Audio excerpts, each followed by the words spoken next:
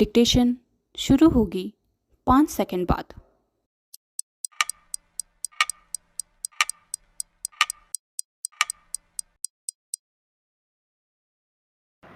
खुद 99 सीटों के साथ सहयोगी दलों संग 232 सीटें जीतने वाली कांग्रेस जिस तरह ईवीएम पर हमलावर है वह केवल दुर्भाग्यपूर्ण ही नहीं बल्कि शरारतपूर्ण भी है। ईवीएम के खिलाफ नए सिरे से जो अभियान छेड़ा गया है उसका उद्देश्य केवल इस मशीन को अविश्वसनीय करार देना ही नहीं बल्कि संवैधानिक संस्था चुनाव आयोग की खास को गिराना भी है।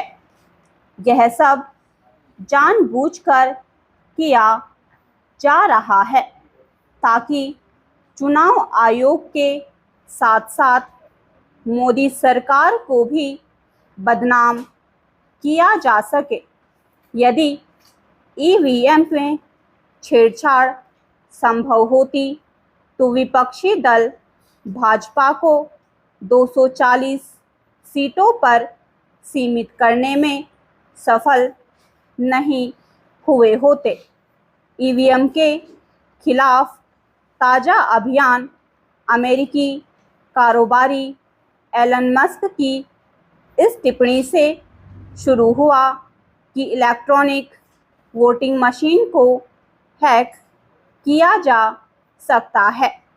हालांकि उनकी यह टिप्पणी अमेरिकी ईवीएम के संदर्भ में थी, लेकिन उसे भारत की ईवीएम के संदर्भ में मान लिया गया।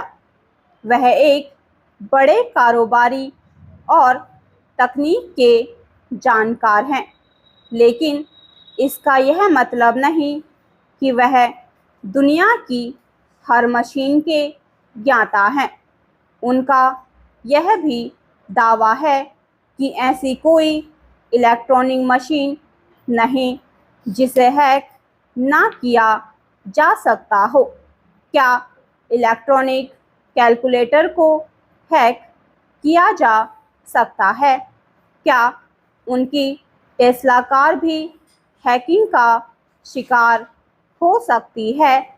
कोई कितना भी ज्ञानवान क्यों ना हो, उसे जिस चीज़ की समझ ना हो उस पर टिप्पणी नहीं करनी चाहिए।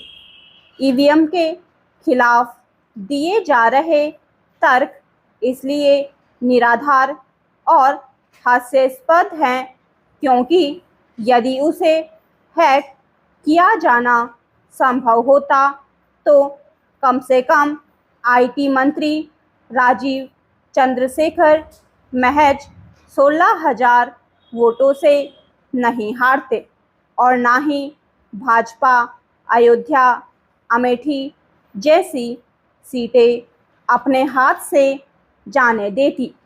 ईवीएम को बदनाम करने के लिए एक तर्क यह भी दिया जा रहा है कि उसे मोबाइल फ़ोन के जरिए ओटीपी हासिल करके हैक किया जा सकता है। यह मूर्खता की पराकाष्ठा है क्योंकि ईवीएम के संचालन में ओटीपी का कोई काम ही नहीं। चूँकि ईवीएम इंटरनेट आधारित नहीं है, इसलिए भी उसे हैक करने का सवाल नहीं उठता।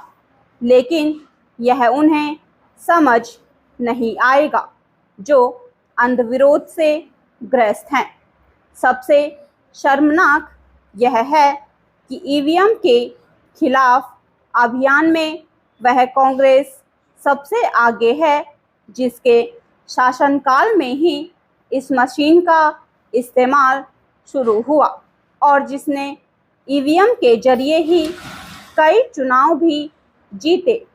ईवीएम के खिलाफ बेतुकी बातें इस आधार पर भी की जा रही हैं कि महाराष्ट्र में शिंदे गुट वाली शिवसेना का एक प्रत्याशी बहुत कम वोटों से चुनाव जीत गया। इस प्रत्याशी की जीत के बहाने ईवीएम को बदनाम करने वालों को यह पता होना चाहिए कि लोकसभा की 21 सीटें ऐसी रही जहां हार जीत का अंतर 10,000 या उससे कम रहा। इन सीटों में से अधिकांश पर विपक्षी दलों के उम्मीदवार जीते।